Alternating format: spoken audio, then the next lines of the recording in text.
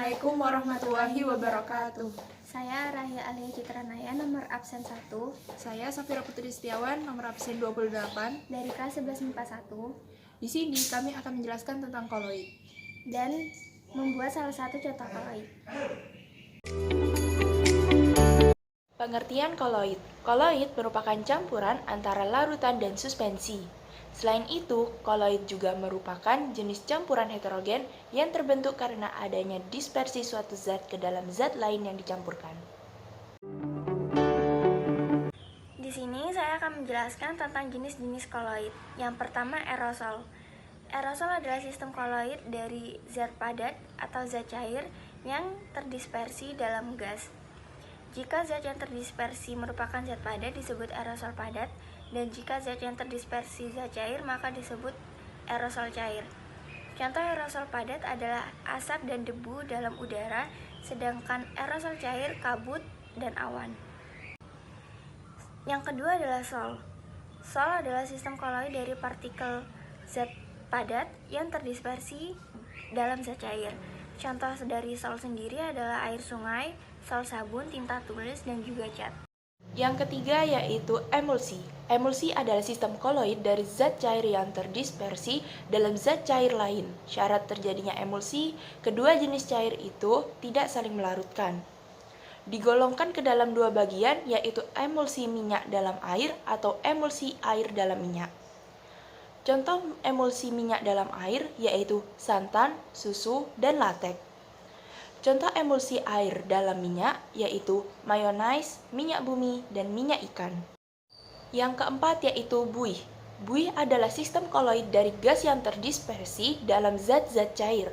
Seperti halnya dengan emulsi, untuk menstabilkan buih diperlukan zat pembuih, misalnya sabun, deterjen, dan protein. Buih dapat dibuat dengan mengalirkan suatu gas ke dalam zat cair yang mengandung protein. Buih digunakan pada berbagai proses, misalnya pada pengolahan biji logam, pada alat pemadam kebakaran, kosmetik, dan lain-lain. Yang kelima yaitu gel. Gel merupakan jenis koloid yang terbentuk dari campuran zat padat dan zat cair. Gel terbentuk karena fase terdispersi mampu mengabsorpsi medium pendispersinya. Contoh gel yaitu agar-agar, lem kanji, selai, gelatin, gel sabun, dan gel silika. Selanjutnya saya akan menjelaskan tentang sifat-sifat koloid. Yang pertama adalah efek Tyndall. Efek Tyndall adalah penghamburan cahaya oleh partikel koloid, partikel dari larutan yang lebih kecil dari partikel koloid. Selanjutnya adalah gerak Brown. Gerak Brown merupakan gerak acak dari partikel koloid. Hal ini dapat kita lihat melalui mikroskop. Jika partikel ini bergerak secara bertumbukan, sedangkan pada suspensi tidak ditemukan gerak Brown karena partikelnya yang terlalu besar. Sifat-sifat koloid selanjutnya adalah koagulasi koloid. Koagulasi koloid merupakan proses penggumpalan partikel koloid, yang artinya koagulasi terjadi jika koloid dinetralkan atau tidak bermuatan. Bagaimana muatan bisa dihilangkan? Yang pertama dengan mencampur koloid positif dan koloid negatif sehingga menjadi netral. Dan yang kedua, koloid yang bermuatan positif atau negatif dicampurkan dengan larutan elektrolit. Dan yang ketiga, melalui pemanasan.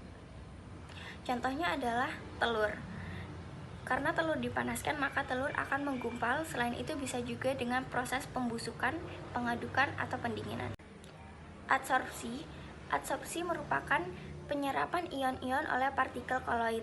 Hal ini terjadi karena luasnya partikel koloid itu cukup besar sehingga ion-ion bisa menempel di permukaannya, yaitu ada ion positif dan juga ion negatif.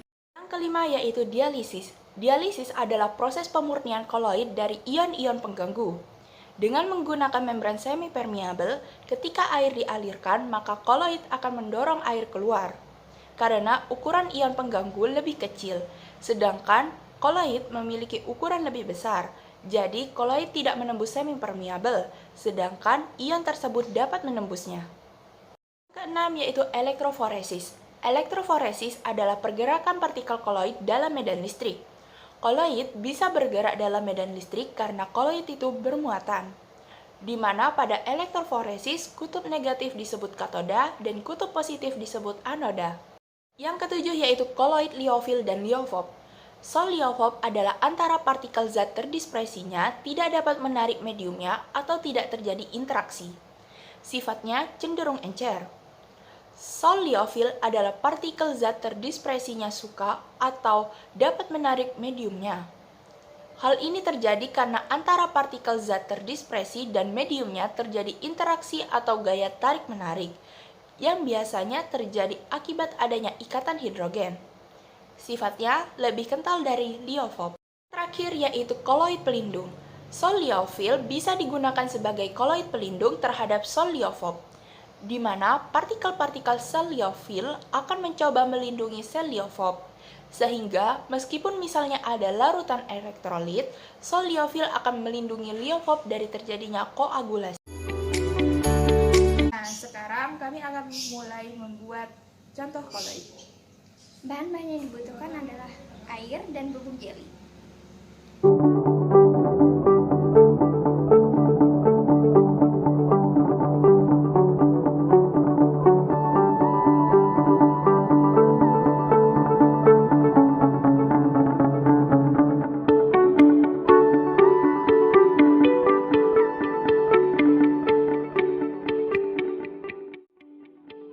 Jelly disebut koloid karena dalam proses pembuatannya terbentuk struktur gel yang tercipta.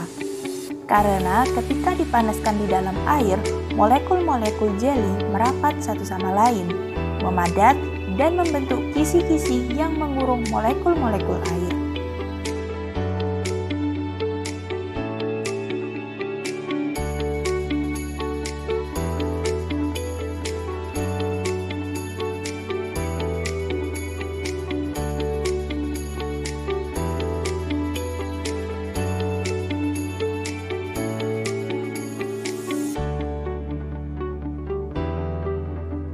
Nah, itu dia penjelasan tentang koloid dan percobaan tentang contoh koloid.